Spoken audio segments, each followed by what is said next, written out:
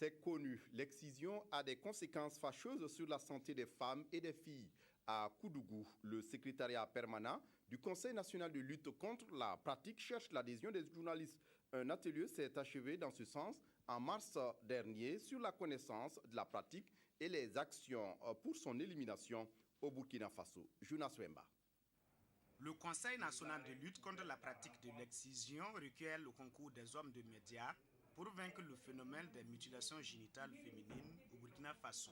C'est une volonté qu'il a traduite en réunissant ici à Koudougou ces journalistes du privé et du public venus des 45 provinces du pays pour des échanges nourris sur les conséquences de l'excision et les possibilités de réparation des séquelles inhérentes à cette pratique.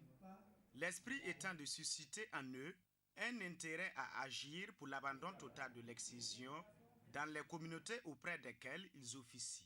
Que les journalistes puissent relayer l'information juste auprès des populations en ce qui concerne nos actions sur le terrain.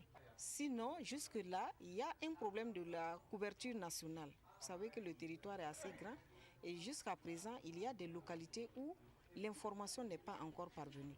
Donc on voudrait à travers vous donner l'information à toutes ces communautés du Burkina Faso. Après plus de 2 décennies de lutte, le Conseil national de lutte contre la pratique de l'excision a pu ramener le taux de prévalence à 13% chez les filles de moins de 14 ans, selon les résultats de l'enquête démographique et de santé réalisée en 2010. Et cela grâce à l'engagement de tous les acteurs communautaires, des leaders coutumiers et religieux, avec le soutien des partenaires techniques et financiers.